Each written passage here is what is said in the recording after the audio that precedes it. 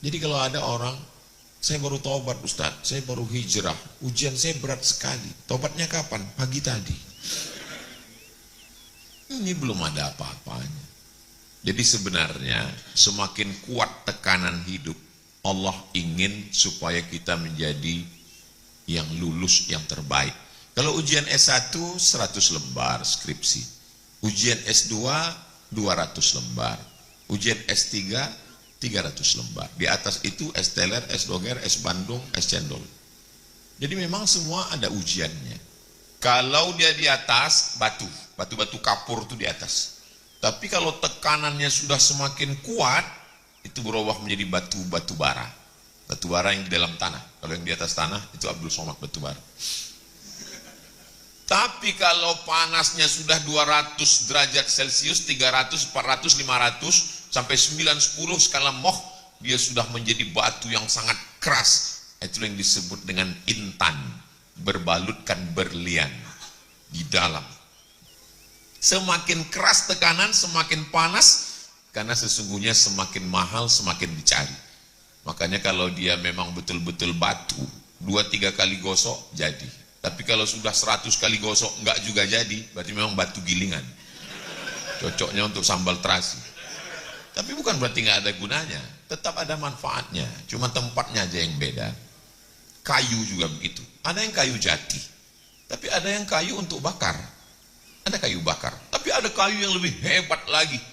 Begitu kita pergi ke Saudi Arabia, melihatnya, tanyanya 1 gram berapa? $100. Oh, itulah dia kayu gaharu. Sudah gaharu cendana pula, sudah tahu bertanya pula. Jadi memang ada kualitasnya masing-masing. Kenapa gaharu itu sangat mahal? Letaknya di dalam hutan, dan sekarang sudah hampir punah, dikalahkan oleh kelapa sawit. Dan dia mesti dilukai. Semakin terluka gaharu itu, semakin. Makanya gaharu-gaharu yang buatan itu sekarang ditanam, itu mesti dibor, dibakar, supaya tumbuh dia di dalam. Dan setelah itu barulah dicongkel, jadilah gaharu. Saya kebetulan sebelum berangkat ke Mesir, itu kami pelatihan bahasa Arab 2 bulan di Jakarta. Kemana kita, Mat? Sabtu Ahad libur. Ya udahlah kita jalan-jalan aja. Jalan kami keliling Jakarta, kami tengok, kami lihat. Plaza. Di tempat saya plaza itu mall. Nah ini kayaknya mall nih, turun rupanya kantor semua isinya. Sama jualan-jualan di atas. Tiba-tiba teman saya hilang. Mana dia? Mundur lagi ke belakang, rupanya dia lagi duduk di kursi jati. Tahun 98, sedang krisis. Tertulis di situ, kayu kursi jati 15 juta. Saya bilang, ngapain kamu duduk di sini? Supaya seumur hidup kita pernah duduk di kursi yang harganya 15 juta. Kayu jati di tengah hutan bertemankan dengan pacak, dengan nyamuk. Tapi begitu dia dipotong, dijemur, dikeringkan, dipahat, di kertas pasir, didempul, barulah kemudian diletakkan di gedung yang tinggi pencakar langit di ibu kota negara Indonesia, dan semua orang ingin membelinya, memilikinya. Setelah melewati ujian yang luar biasa. Cincin yang ada di tangan ibu-ibu sekalian, apakah itu langsung jadi? Enggak. Dia di pedalaman Kalimantan orang mengambil seperti diayak dulu. Dipisahkan dulu antara kuning tanah liat dengan kuning emas dan kuning satu lagi. Baru dikumpulkan, dicuci lagi dengan merkuri. Makanya tambang ilegal merusak alam, ikan mati karena racun, dan orang yang memakai itu pun kena radiasi merkuri. Barulah setelah itu jadi butiran-butiran emas, baru diambillah intan berlian, lalu kemudian disematkan. Semua calon pengantin baru pergi melihat etalase kaca di mall yang mahal, ketika ditunjuk, kira-kira nanti kita nikah maharnya yang mana ya? Ini aja. Begitu ditanya, berapa harganya? 300 juta. Langsung berdenyut tangkai jantung. Hampir innalillahi wa inna ilaihi raji'un. Kenapa orang semua mau? Karena proses ujian. Kalau untuk diletakkan di tangan seorang mempelai perempuan saja perlu batu. Ustaz mau ngeliatkan cincin Ustaz? Enggak. Ini mereknya Casio, dikasih orang. Kalau hanya untuk diletakkan di tangan saja prosesnya begitu, apalagi untuk menjadi hamba Allah yang akan masuk ke dalam surga, akan didudukkan bersama Nabi Muhammad sallallahu alaihi wasallam. Jadi kita ini memang ujiannya macam-macam. Kadang suaminya baik, istrinya kuntilanak. Kadang istri solihah, suaminya genderuwo. Kadang suami sudah baik, istri sudah baik, anak tuyul. Jadi memang ujian itu datang dari berbagai macam sisi. Gitu. Saya tidak bermaksud pulang dari sini lalu saling memanggil, hai genderuwo, hai kuntilanak, bukan itu maksud saya. Bahwa memang ujian hidup itu ya begitu. Saya mau menyatakan bahwa sedang Nabi Muhammad SAW aja, yang Sayyidul Anbiya wal Mursalin, ada ujiannya. Ujian tidak pernah selesai. Sama seperti kita bawa mobil di jalan tol. Begitu kita sudah nyalip ini, ada mobil di depan, ketemu lagi truk. Kita salip truk, ketemu lagi. Kita, Ustadz ya, kalau kita nyalip beberapa mobil di jalan, apakah kita perlu syahadat lagi Pak Ustadz?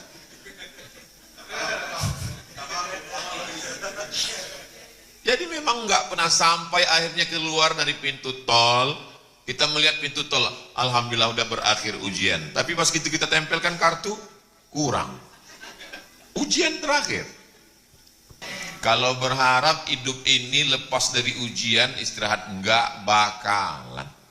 Kayaknya nanti kalau udah tamat SMA, udah sekolah, pakai seragam lah, rambut mesti pendek lah. Kayaknya nanti nggak boleh pakai motor lah. Nanti kalau udah tamat SMA, kayaknya di kampus nyaman. Kampus lebih banyak lagi ujian buat makalah, presentasi. Kayaknya kalau materi sudah habis, kayaknya nyaman. Ujian lagi nulis skripsi. Kayaknya kalau udah selesai S1 ini agak aman. Ujian lagi nyari kerja. Kayaknya kalau udah kerja ini kayaknya agak tenang Pak Ustadz. Ditanya orang, kapan nikah? Kayaknya kalau udah nikah ini selesai. Ditanya orang, kok belum punya anak? Kayaknya kalau udah punya anak tenang ini. Ditanya orang, kok anaknya laki-laki semua? Nggak punya anak perempuan. Contohnya siapa? Saya. Kayaknya nanti kalau anak-anak ini udah besar, kita nyaman ya mah. Iya, rupanya setelah anak besar menikah, dia malah nitipkan anaknya ke kita. Kapan hidup ini mau tenang? Kalau mau merasakan hidup ini tenang, nyaman, adem, ayam, tentram, nanti ketika kita di surga bersama Nabi Muhammad SAW, maka sempat-sempatkanlah di sela-sela kesibukan untuk sholat duha agak 2 rakaat. Sempat-sempatkan sholat tahajud di tengah malam. Sempat-sempatkan untuk bersedekah, zakat, wakaf, infak, sedekah. Karena kalau menunggu lapang, menunggu tenang, menunggu tidak akan ketemu dengan namanya ketenangan. Orang kaya pakai mobil yang mahal lewat di jalan tol. Sendirian, istri jauh, anak jauh. Di samping tol ada padi, sawah terhampar, hijau. Di tengah sawah ada pondok. Bahagianya mereka yang ada di pondok ya. Siang-siang ini bisa makan ikan asin dengan sambal terasi yang bawa istri. Keluarga mereka sakinah, mawaddah, warahmah. Kata yang di mobil ngelihat orang yang makan. Apa kata mereka yang ada di tengah sawah? Bahagianya yang naik mobil. Padahal sebenarnya kedua-duanya sedang bahagia. Hanya saja mereka melihat kebahagiaan itu di tempat orang lain. Maka muncullah kata-kata hikmah yang sebenarnya tidak hikmah.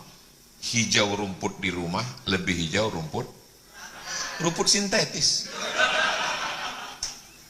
Kebahagiaanmu adalah yang sedang kau jalani hari ini. Kenapa manusia banyak berduka cita? Karena terlalu memikirkan masa lalu dan terlalu mengkhawatirkan masa depan sampai tidak menikmati masa sekarang.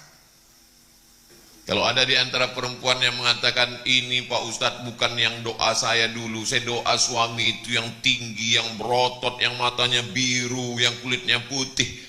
Allah itu ngasih kita bukan yang kita minta, tapi yang menurut ilmu Allah cocok untuk kita.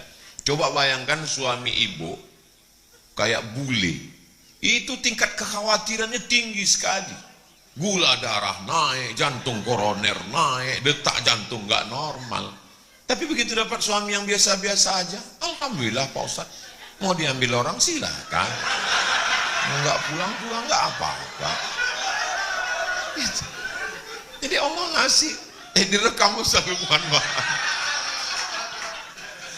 Jadi Allah itu Yang paling indah itu adalah ketika menyerahkan kepada Allah Subhanahu wa taala, inna solati wa nusuki wa mahyaya wa mamati lillahi rabbil alamin. Di awal salat, di ujung salat 4 lagi. Kalau di awal salat tadi inna solati wa nusuki wa mahyaya wa mamati, di akhir salat 4 juga. At-tahiyatul mubarakatus sholawatut thayyibatu lillah. Tapi bukan berarti tanpa usaha dan ikhtiar. Ini air ini memang milik saya. Ini untuk Ustadz Salim, ini untuk Ustadz Lukman, ini untuk Ustadz Heru, ini untuk Ustadz Somad. Memang milik saya. Ustadz kok tahu? Ya saya menduga aja. Karena kami kan berempat. Berarti ini air ini milik saya.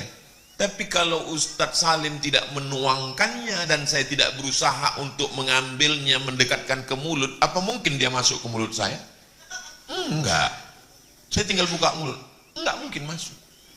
Ada usaha dan ikhtiar. Saya mau mengatakan kita enggak boleh apatis. Jangan gara-gara inna sholati wa nusuki, besok ini para bisnismen ini pas ditanya, gimana planning kita 2025-2026? Inna sholati wa nusuki wa mahyaya wa mamati lillah.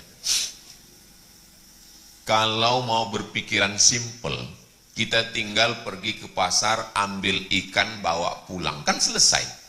Tapi laki-laki tidak begitu.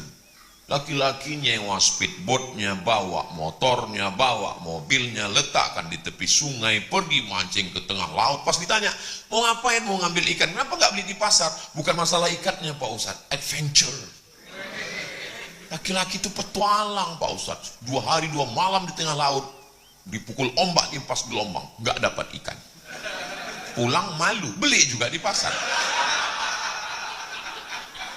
Karena petualangannya. Jadi ternyata di balik ujian-ujian itu Allah punya maksud. Sudah jam 10. Saya dikasih tahu waktu jam 10. Baru penjelasan tes. Tapi kalau melihat dari mata jamaah ini kayaknya tahan sampai jam 12 ini. Tahan. Saya nggak tahan. Saya besok hari terakhir masih ada 2 titik lagi. Subuh jam 5 dengan jam 9, setelah itu baru terbang pulang transit Jakarta, pulang ke Pekanbaru Riau. Tapi sebenarnya kita tidak pernah berpisah karena kita selalu bersama dalam doa. Setelah diuji baru percaya. Biasanya bos-bos yang punya karyawan dites dulu. Coba tinggal pura-pura dompetnya tinggal. Oh lulus baru dipercaya. Kalau Allah sudah percaya, maka dia akan berikan itu semua. Wala saufa yu'tika rabbuka. Kalau Allah sudah percaya akan dia kasih. Cuman masalahnya kadang ketika Allah sudah kasih, di saat itu kita sudah tidak perlu lagi. Dulu saya masih ingat di masa-masa sekolah, masa kuliah. Saya di masa kuliah itu nggak pernah pacaran. Dari S1 dari 98 sampai 2002 nggak ada kenal perempuan sama sekali. Mahasiswa Indonesia di Kairo 2.400, laki-laki 2.100, perempuan 300. Saya termasuk yang tereliminasi. Persaingan ketat. Hikmahnya, andai saya waktu itu playboy cap tupai, lompat sana, lompat sini, bolong kelapa semuanya. Sekarang saya nggak bisa ngomong. Kalau saya ngomong apa kata kawan-kawan? Ngomong aja. Tapi Allah kondisikan saya. Jadi saya nggak pacaran itu bukan karena takut sama Allah, memang terkondisikan begitu. Setelah diuji Allah, saya yakin Allah percaya sama saya. Sekarang Allah percaya sama saya. Walaupun saya udah tua, kurus, hitam, pesek, kering, jauh dari ganteng. Tapi Bapak Ibu, kakak-kakak, coba lihat komen-komen di Instagram, di YouTube, di TikTok. Apa kata Ustadz? Emangnya saya memang nggak bisa balas karena passwordnya dipegang admin. Tapi komen-komen itu saya baca. Masa Ustadz ingat 1000 komen? Beberapanya ingat. Ustadz jadikan aku yang kedua ya.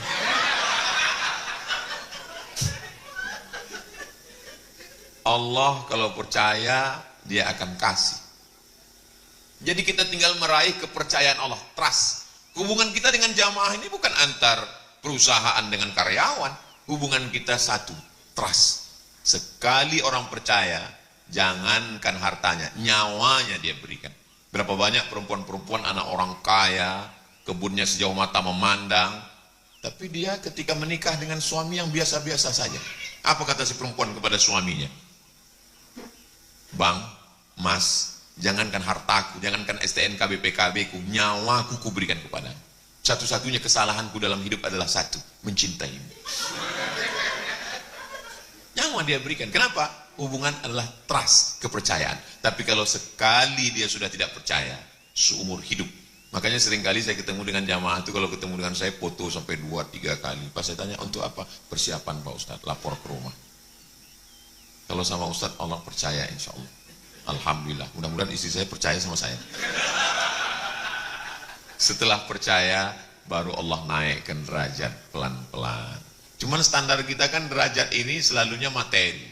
Siapa yang tidur di atas singgasana yang tinggi, megah, mewah, cantik, mahal, dialah yang tinggi derajatnya. Kalau begitu standar kita berpikir, yang tidur di atas tempat tidur yang tinggi, yang mahal, yang mewah, yang sutra, itu Abu Jahal, Abu Lahab. Nabi Muhammad SAW tidurnya di atas pelepah kurma. Standar itu tidak berlaku. Siapa yang berkuasa, yang hebat, berarti naik derajatnya. Siapa yang terlunta-lunta di tengah gurun pasir, berarti derajatnya rendah. Kalau itu yang dijadikan standar, maka yang tinggi derajatnya Fir'aun. Sedangkan Nabi Musa terusir dari istana. Standar ketinggian itu ada pada istiqomah. Jadi kalau kita istiqomah sholat berjamaah, istiqomah baca Quran, istiqomah berzikir, istiqomah dalam kebaikan, sesungguhnya kita sedang diangkat Allah derajatnya. Walaupun kita hebat di mata manusia, berapa lamalah kehidupan ini? Kehidupan ini, kenapa Ustadz bisa berjalan? Kenapa Ustadz bisa megang mikrofon?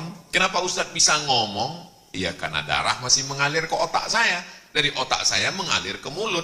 Sinkron antara apa yang mau saya omongkan dengan apa yang terpikirkan. Ngalir dia. Dari mana otak itu bisa mendapatkan darah? Dari jantung. Jantung itu berdegup. Kalau Allah mau, satu kali degup, berhenti, mati. Kena serangan. Kok Israel? Serangan jantung.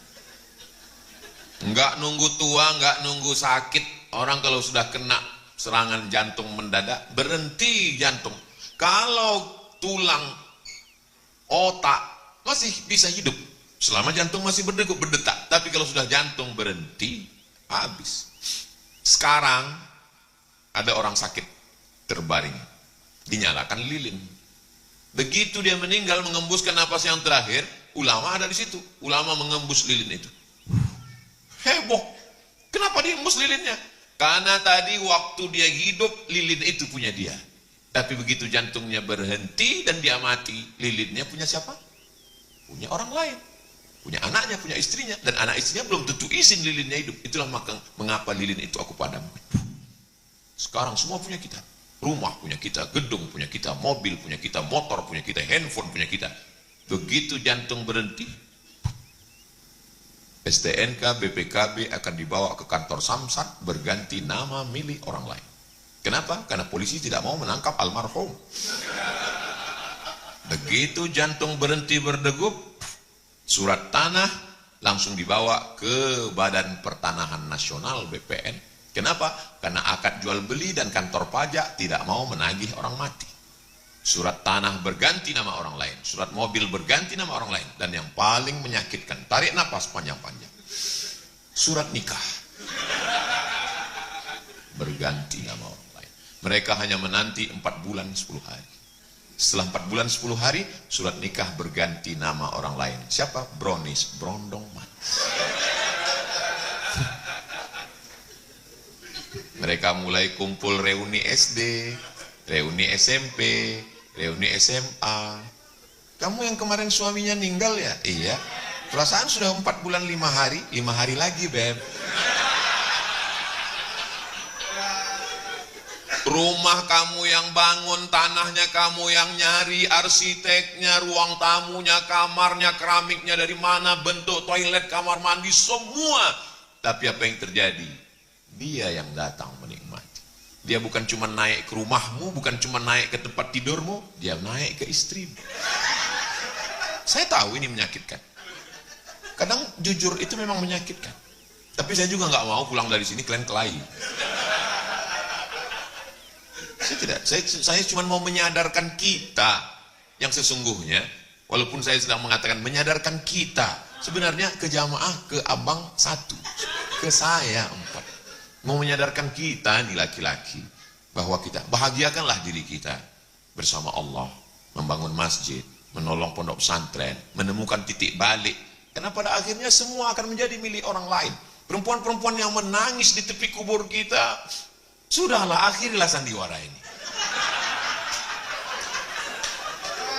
Ustaz, saya nggak ada lagi maknanya hidup ini, saya mau masuk ke dalam aja. Biasanya ustaz-ustaz melarang, jangan bu, istighfar. Saya sampai sekarang, kalau ada perempuan yang nangis suaminya meninggal, belum pernah saya larang sekali. Saya mau ngelihat, serius nggak? Cobalah masuk, coba. Nggak ada. Motor yang kita beli, motor yang kita sayang, motor yang kita cinta, belum mandi yang punya motornya udah mandi mengkilat. Begitu 4 bulan 10 hari, mereka akan jalan sore-sore. Saking kuat pegangannya. Kecepatan cuma 30 km, tapi pegangan 120. Dia nanya, mana kubur suamimu yang dulu? Itu sana.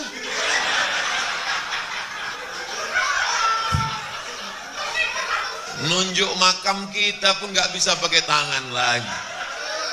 Yang dulu katanya sehidup semati, yang katanya kaulah bulan, kaulah bintang, siang dan malam terbayang-bayang, makan tak kenyang, tidur tak lelap. Tuih.